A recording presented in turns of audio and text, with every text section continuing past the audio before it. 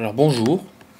Voilà, donc avec un peu de retard, certes, 3 mois, on va dire 3 4 mois de retard, je me décide à faire ce tutoriel sur la perspective à 3 points de fuite et qui pourra certainement aider les personnes qui se demandent comment on fait.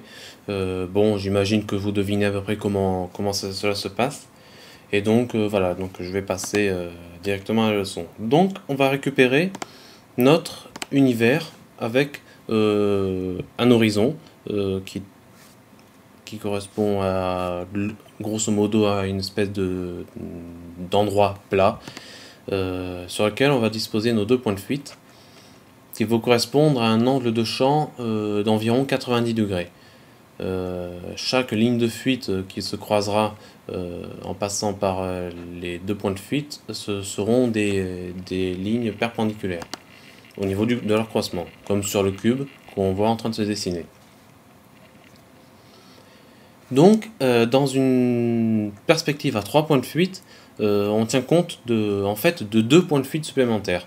Un point de fuite qui est situé au sommet de notre champ de vision, c'est-à-dire au zénith exactement, à 90 degrés au-dessus de nos têtes, ou un autre point de fuite qui est situé lui sous le sol, virtuellement évidemment, qui correspond au nadir. On appelle ça le nadir. C'est moins connu que le zénith, mais ça s'appelle comme ça. Donc, on va voir, et ça sera nos lignes verticales qui vont être contraintes par ces points de fuite. Donc, par exemple, on va dessiner un cube soumis à ce 3e point de fuite qui va être au zénith. Donc, d'abord, on efface le cube parce qu'il va plus du tout ressembler à ça. Et on va situer notre point de fuite au zénith. C'est-à-dire que ce point de fuite-là est au sommet de notre champ de vision et au sommet de notre tête. Voilà. Donc, on a 2 points de fuite situés sur l'horizon et un 3e point de fuite situé au zénith.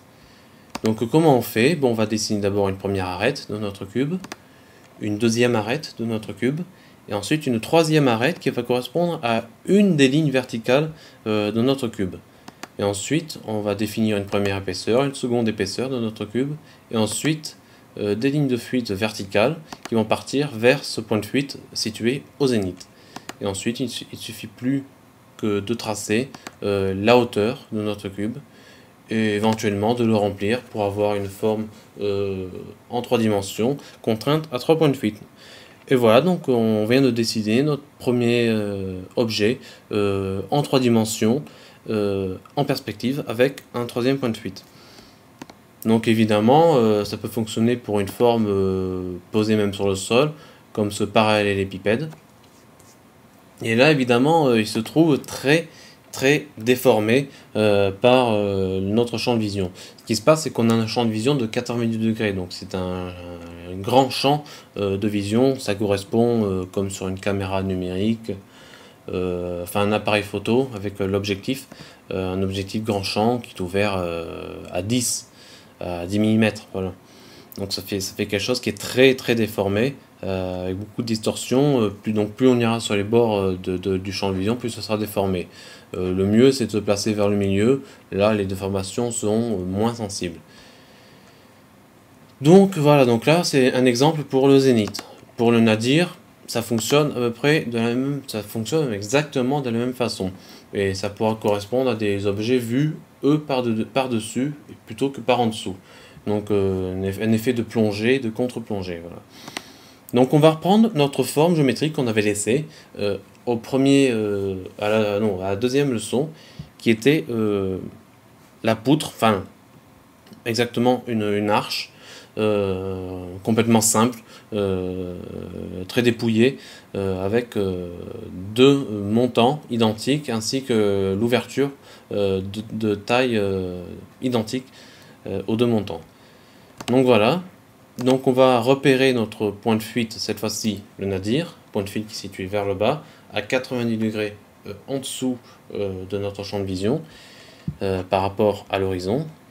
Et on va commencer à dessiner une première arête de notre poutre, ensuite sa hauteur, sa largeur, une arête qui va correspondre à la largeur, et ensuite on va dessiner la base de notre poutre. Là, maintenant, ça va devenir un petit peu plus compliqué à mettre en œuvre. Souvenez-vous, je parlais de la façon de reporter des éléments répétitifs en perspective, c'est-à-dire des éléments qui sont situés à intervalles réguliers. Là, ce qui est situé à intervalles réguliers, c'est la première poutre, l'ouverture de notre arche et la seconde poutre. Tout ça mesure la même largeur. Donc comment on fait quand on a 3 points de fuite? On se souvenait qu'il fallait reporter à partir du milieu, il fallait tracer un point de fuite, enfin une ligne de fuite au milieu, et puis ensuite se servir de ça au niveau du croisement et reporter des diagonales. Voilà. Et là, ça devient plus compliqué vu que le milieu n'est plus tout à fait situé au milieu visuel, au milieu apparent de notre dessin, vu que le milieu sera situé certainement plus bas. Donc là, on sait que vu de face, c'est un rectangle. Donc reprenons un rectangle.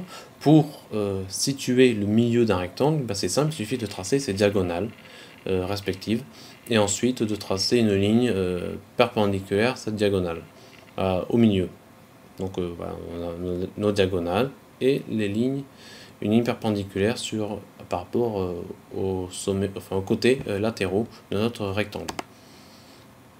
Donc on fait la même chose, on trace une diagonale, voilà, ici, les deux diagonales, et on a le milieu de notre rectangle qui se retrouve situé pratiquement aspiré par notre point de fuite, ce qui est normal, et ensuite on va prendre cette ligne par rapport à notre ligne de fuite ici, et on aura le milieu de notre rectangle, et ça va nous servir à construire le report de notre ligne, de notre arche, voilà.